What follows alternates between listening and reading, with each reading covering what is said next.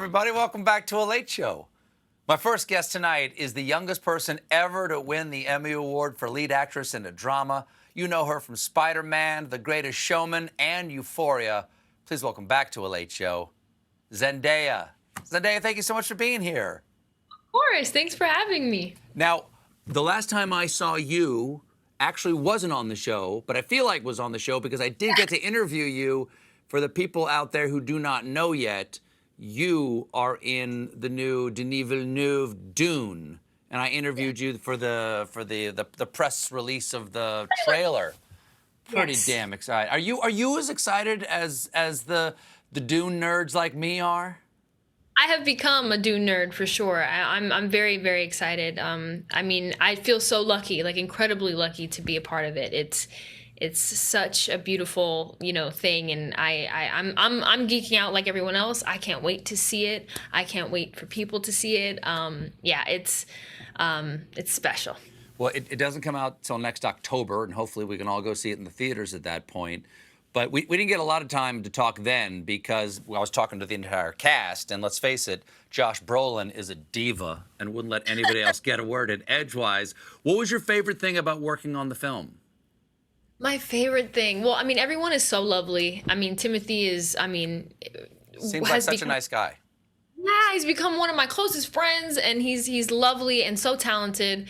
I think my favorite part was we would have these like dance parties in my room where I would leave the door open. Timothee would come in with his his little speaker, and then everybody would start coming in, and then we just start dancing, and it was Who's the best dancer? Can I guess? Can I guess? Go ahead. What? It's Javier Bardem. Listen. He peeked in and he was grooving. I was like, okay, Javier. He had the moves. I was very impressed. Now, during quarantine, a lot of people are looking for different ways to soothe themselves. Just something to pass the time. We all feel lonely, so you got to do a little self-soothing. What have you been doing? I understand it has something to do with wigs. Well, okay. You see, let me explain myself. I figured that I should do more physical activity, right? I was like, I need to start getting my blood pumping. I need to be outside more. I can't just stay inside and not do anything all day. So I told my assistant, who's also like my brother, Darnell, we live together, and I was like, you can work me out every day. And he was like, okay. So every day, because I missed acting so much, I decided to inspire me to go downstairs and work out. I would wear different wigs because I have a whole collection of wigs from all the red carpets I've done.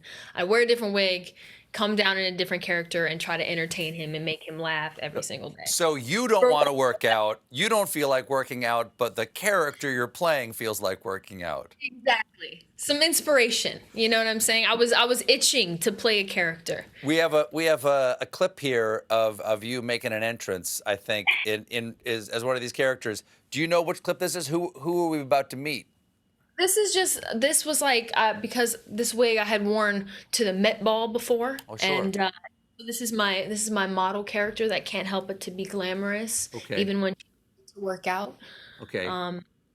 She doesn't have any lines in this one. All right, let's see, Jim. Let's see Zendaya make it work. This walk.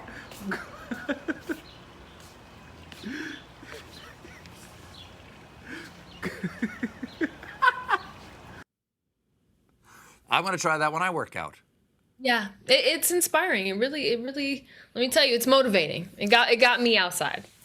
Now you have a new film, which it's a bit of a rarity these days because there's so little production going on during COVID, and you actually made this with the creator of Euphoria, Sam Levinson, and it's called Malcolm and Marie, and this was written, conceived, written, shot, edited, everything entirely in COVID. How did this come about? How did you do it?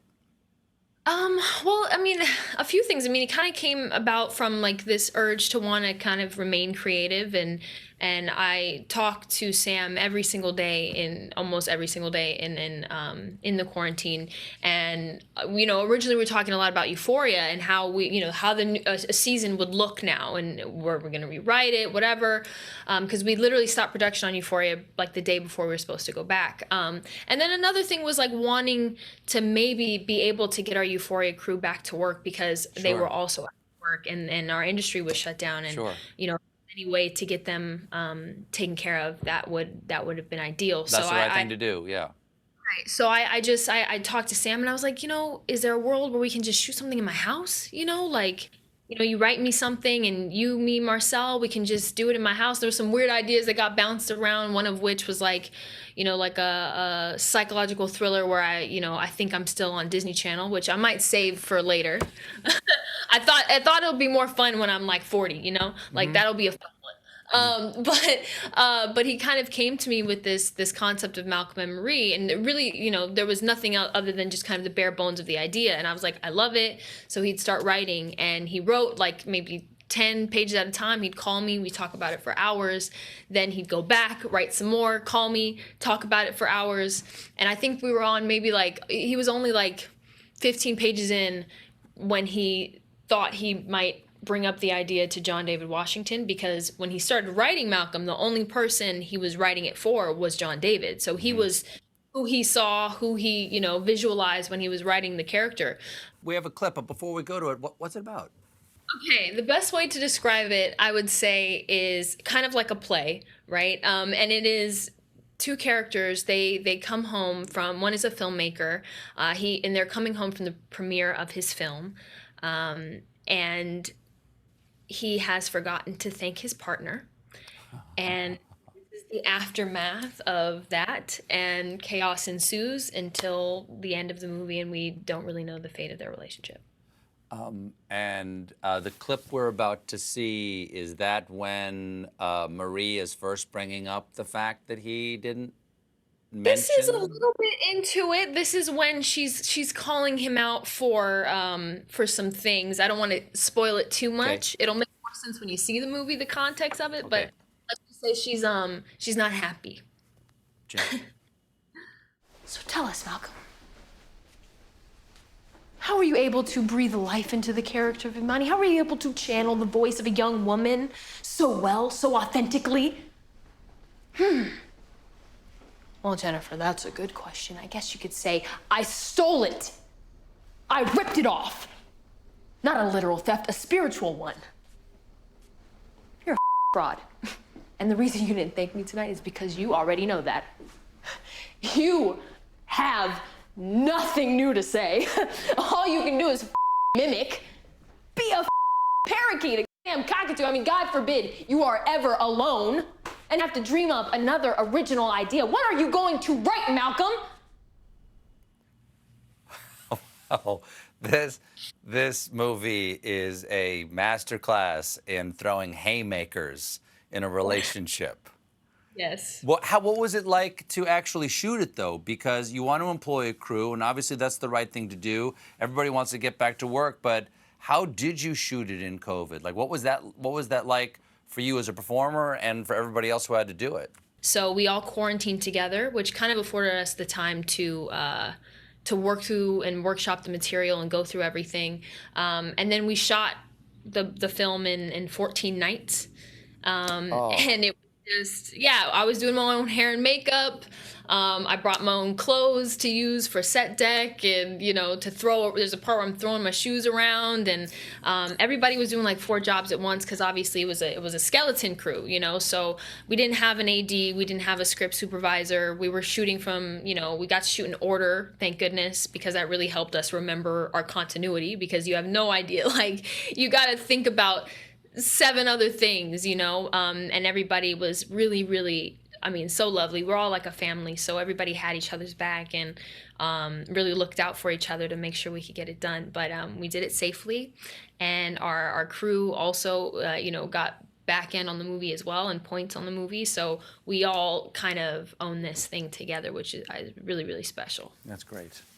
Now, you're doing a slightly different type of production right now. I know you're down in Atlanta doing Spider-Man 3. A little bit bigger. A little bit bigger. A little bit bigger. And listen, I've asked a million performers who are in the Marvel movies, and I'm not going to ask you because I know you can't tell me anything. Like that is a blind alley to go down. You can't anything. But my question for you is are you good at keeping secrets? Like, is this hard for you to not give stuff away, or are you a lockbox? Okay, here's the thing that people I don't think fully understand is that, I don't know everything either. Like, I sometimes, like, literally, I will read something on the internet and I will have to text our producers, I will have to text our director and be like, is this true? Because I really don't know. So I wish, like I could offer a lot of information because sometimes I don't know unless I ask. So we're sometimes a little bit in the dark as well. So so that's the best way to keep a secret is to never have one. Just never tell anybody that there is a secret to be had. Well, thanks so much for being here. Good to see you again, and I hope I see you at the premiere. Please ask them to invite me to the premiere of Dune. Please. Got you. Use your pull. Okay. I got you. Malcolm and Marie premieres Friday on Netflix. Zendaya, everybody. We'll be right back with the editor-at-large of American Magazine and the former chaplain of the Colbert Nation, Father James Martin. Stick around.